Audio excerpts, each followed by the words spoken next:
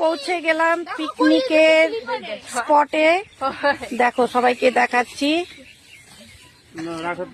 এখনই আসলাম, এসে রান্না বসিয়ে দেবে, রান্না করবে আমাদের মাসিমা।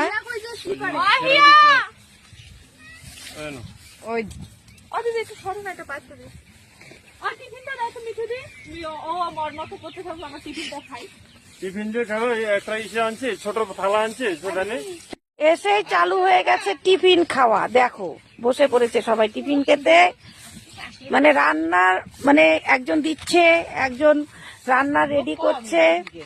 না এবার লোক কম হবে না, পিকনিকটা শেষই হয়ে গেল। ডিম সেদ্ধটা দে সবাইকে, ডিমটা কোথায় দে। পেঁয়াজ বানি কাইটা আনছিস না? এগুলা পেঁয়াজ আছে, গোটা আছে, ছুলা আছে, চুলা আছে, খালি একটু টুকরা করে দেব। ঘটে না আনলে কি পাঠা যায়? আগুনটা ধরাইতে লাগলে না হয়ে যায়। বটি দেওয়ার কথা। তাহলে সলাইয়ের এর আগে বাবা বটিটাও হারাইছে, সলাইয়ের কথাই কারো মনে নাই। বটি দেবে নিয়ে আসো। সোফা কইলো যে দেখো আমার মাসিমা কিভাবে খাচ্ছে, খিদে পেয়ে গেছে মনে হয় মাসিমা। দেখি দেখি মাসি, মাসি দুই মাসি বসে গেছে পাশাপাশি। আজকে অনেকটাই পিকনিকে লোকজন কম, সত্যি কথাই। বছরের আজকে যেহেতু সরস্বতী পুজো, লোকজন কম হবে, সবাই খাচ্ছে।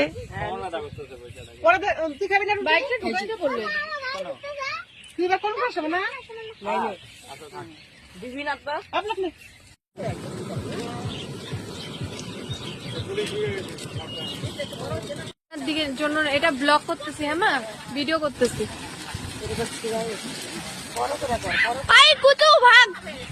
শাশুড়ি মা আর জামাই মিলে রান্না করছে, দেখেছো কি সুন্দর লাগছে দুজনকে।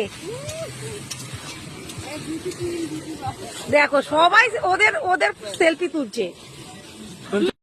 রান্না করে কে, নাচছে কে, মানে ফটো তোলার জন্য সবাই কিন্তু এই রান্নাটা হচ্ছে। আসলে মেন রান্না করছে কিন্তু আমাদের মাসিমা, তোমরা দেখতেই পাচ্ছ। এই মেয়ে বললো ফটো তুলে দাও, যে ঢুকে গেল, আরেকজন নাড়া দেবে। এই দেখো এগুলোই হয় পিকনিকে আসলে। এই যে একজন ধরো, একজন ধরো।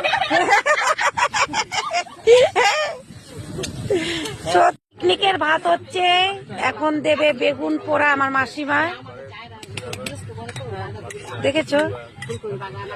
বেগুন পোড়া মানে বেগুনের ভিতরে দেখো, বেগুনটাকে ফালি দিয়ে বেগুনের ভিতরে রসুন ঢুকিয়ে দিচ্ছে, দেখেছো সবাই।